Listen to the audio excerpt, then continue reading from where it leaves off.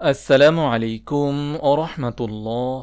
৬টি কারণে নামাজের প্রতি মনোযোগ হারিয়ে যায়। নামাজে যত সব কল্পনা আসে, অনেক জটিল হিসাব খুব সহজে মিলে যায় নামাজে দাঁড়ালে। কেন নামাজে দাঁড়ালে মনোযোগ থাকে না, তার বাস্তবসম্মত ৬টি কারণ ও প্রতিকার এই ভিডিওতে তুলে ধরা হলো। তা হলো নম্বর ১, সালাতকে নিছক ধর্মীয় অনুষ্ঠান মনে করা। সালাতকে দৈনন্দিন আর ৫টা কাজের মতো মনে করা, অথচ দুনিয়া আখেরাতে কামিয়াবির একমাত্র উপায় এই নামাজ। কেবলমাত্র কিছু মুখস্থ সূরা, দোয়া, মন্ত্রের মতো পাঠ করা, তারপর রুকু করা, সিজদা করা, এভাবে নামাজ শেষ করা, এই পুরো বিষয়টি কেমন যেন একটা যান্ত্রিকতা ও আনুষ্ঠানিকতা। সালাতের সাথে অন্তরের একটা যে যোগসূত্র আছে তা অনেকেরই উপলব্ধি হয় না। নম্বর ২, পাপ কাজে ডুবে থাকা।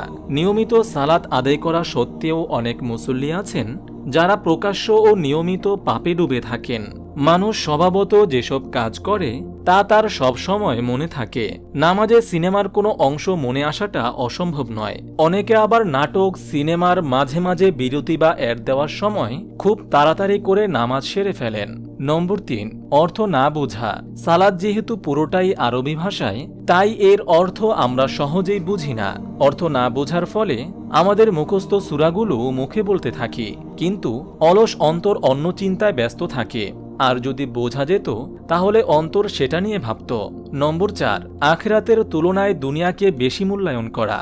আজকাল সবাই সাথে সাথে ফিডব্যাক পাওয়ার চিন্তা বেশি করে।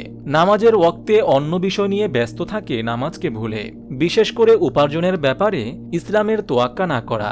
নম্বর ৫, সালাতের হুকুম আহকাম ঠিকভাবে অনুসরণ না করা। রাসূল করিম সাল্লাল্লাহু আলাইহি ওয়াসাল্লাম যেভাবে নামাজের নিয়ম দেখিয়েছেন তা সঠিকভাবে না মানা। নিয়মিত কোরআন হাদিস পাঠ না করা।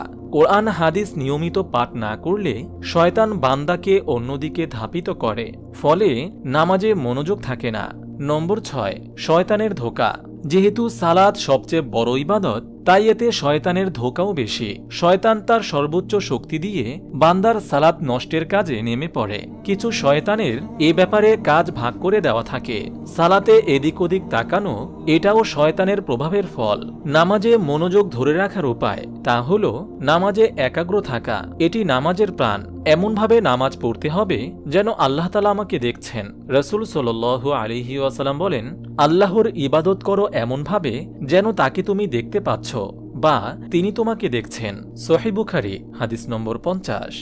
নামাজে যা কিছু পাঠ করা হয় তা বিশুদ্ধ উচ্চারণে পড়ার চেষ্টা করা এবং অর্থ বুঝে পড়ার চেষ্টা করা।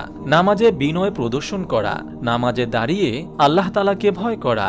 নামাজের মাধ্যমে আল্লাহর কাছে কল্যাণ আশা করা। নামাজে নিজের গুনাহের কথা চিন্তা করে আল্লাহর সামনে দণ্ডায়মান হওয়ার কথা ভেবে নিজের মাঝে লজ্জাশরম নিয়ে আসা। উপরে ৬টি বিষয় অনুসরণ করলে নামাজে মনোযোগ তৈরি হবে ইনশাআল্লাহ। মহান আল্লাহ তাআলা আমাদের সবাইকে আমল করার তৌফিক দান করুন, আমিন। আপনি যদি এরকম ভিডিও আরও পেতে চান তাহলে এই চ্যানেলটি সাবস্ক্রাইব করে পাশে রাখা বেল আইকনটি অন করে দিন।